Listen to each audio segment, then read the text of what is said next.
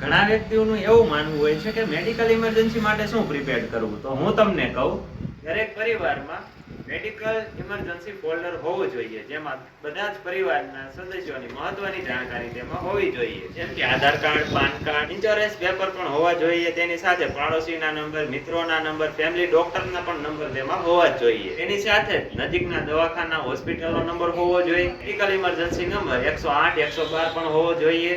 અને તેની સાથે તમારો ફેમિલી ડોક્ટર છે તેનો કોન્ટેક્ટ વહેલી તકે થાય તેની માટે પણ તેનો નંબર તે ફેમિલી ફોલ્ડરમાં લખવો જોઈએ. હવે વાત એ છે કે દવાખાને જ્યારે દાખલ કરે છે, એડમિટ કરે છે, ત્યારે જે ડોક્યુમેન્ટ આપે છે, પેપર આપે છે, ત્યાં ડાયરેક્ટ સાઇન નહીં કરવાની. બધા પેપરો વાંચો અને શું લખેલું છે તે વાંચીને તેની ઉપર સાઇન કરવાની. એકવાર ડોક્ટરને પૂછો કે આમને શું થયું છે, આની ઉપર કઈ ટ્રીટમેન્ટ કરવાના છો અને ખરેખર તે ટ્રીટમેન્ટની જરૂર છે, તે સારવારની તેમને ખરેખર જરૂર છે. જો તમને કઈ ખરેખર સમજાતું નથી શું ડિસિઝન લેવું, તો તમે ડોક્ટરને એકવાર નહીં પણ 5 વાર પૂછો અને તે પછી તમે ડિસિઝન લો. અને તમારો ફેમિલી ડોક્ટર છે તેને પણ તમે કોન્ટેક્ટ કરો અને પૂછો કે આમને શું થયું છે, અથવા તો તેમને વાત કરાવો ડોક્ટર સાથે. જે ફેમિલી ડોક્ટર છે તેની વાત કરાવો ડોક્ટર સાથે, તો તમને નિર્ણય લેવામાં સરળતા રહેશે. તો એક વાત યાદ રાખજો કે પરિવારના બધા લોકોની મેડિકલ ઇમરજન્સી સમરી બનાવીને જ રાખજો. હવે મેડિકલ ઇમરજન્સી સમરી એટલે શું, તો કે એમાં પરિવારના વ્યક્તિઓની સંપૂર્ણ જાણકારી લખો.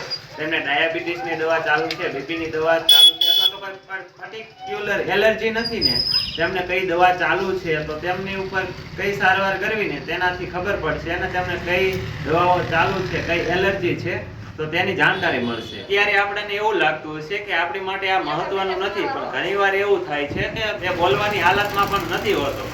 તો ત્યારે આ મેડિકલ ઇમરજન્સી સમરી કામ આવશે. કારણ કે ત્યારે જે વ્યક્તિને શું તકલીફ છે, ડાયાબિટીસ, બીપી અથવા તો જે કંઈ તેમને તકલીફ હશે, જે એલર્જી હશે, તે તમે ડોક્ટરને કહેશો, આ ફોલ્ડર તેમને આપશો, તો તેને સારવાર કરવામાં ઘણી સરળતા થઈ જશે. હવે સમજી ગયા છો તો તમે અત્યારે જ બેસીને મેડિકલ ઇમરજન્સી ફોલ્ડર બનાવો. તેનાથી તમારા પરિવાર લોકોને ઘણું બધું ઉપયોગી થશે. તો ઘણીવાર એવું થાય છે કે લોકો ડિસિઝન નથી લઈ શકતા, અથવા તો પૈસાના કારણે ઓછો હેરાન થતા હોય, પણ ડિસિઝન ના લઈ શકે, કન્ફ્યુઝ હોય, તેના માટે તે વધારે હેરાન થતા હોય છે. તો આવી જાણકારી તમારી પાસે હોવી જોઈએ, તેનાથી તમને ઘણું બધું મદદરૂપ થશે, માહિતી કામ લાગશે. તો આવી મેડિકલ ઇમરજન્સી આવે ત્યારે આ વસ્તુની ખૂબ જ જરૂર પડતી હોય છે. તો તમારા નજીકના દવાખાના અને ઇમરજન્સી હેલ્પલાઇન નંબર તો તમારી પાસે હોવો જ જોઈએ.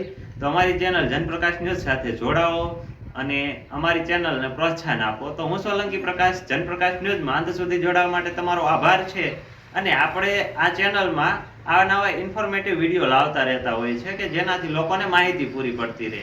તમારી ચેનલ જનપ્રકાશ ન્યૂઝને લાઈક, શેર અને સબસ્ક્રાઇબ કરો, ફોલો પણ કરતા જાજો અને કોમેન્ટ કરવાનું ભૂલતા નહીં. કારણ કે કોમેન્ટ તમે કરશો ને તો તમારા પ્રશ્નોનો જવાબ તમને અચૂકથી મળશે. તો કમેન્ટ કરો. તો મિત્રો, મેડિકલ ઇમરજન્સીની માહિતી તમને કેવી લાગી તો કોમેન્ટ જરૂરથી કરજો. અને આવી નવી ઇન્ફોર્મેટિવ વિડીયો તો તમે જોવા માટે અમારી ચેનલને તમારે સબસ્ક્રાઈબ તો કરવી તો પડશે ને. તો સબસ્ક્રાઈબ કરવાનું ભૂલતા નહીં. ને મેડિકલ એક એવી વસ્તુ છે કે જ્યારે મેડિકલ ઇમરજન્સી આવે ત્યારે લોકોનો મગજ કામ નથી કરતો, દિમાગ કામ કરવાનું બંધ કરી દે છે. ડિસિઝન લોકો લેવા, કેવું ડિસિઝન લેવું ને તે લોકોને ખબર પણ નથી હોતી. તો આપણે આ પહેલાંથી પ્રિપેર્ડ કરી અને તૈયારી કરવી જોઈએ. આ બધી માહિતી એવી છે જે અચાનક આપણે જરૂરી પડશે. તો આ બધું બનાવો અને જનપ્રકાશ ન્યૂઝ સાથે જોડાવો.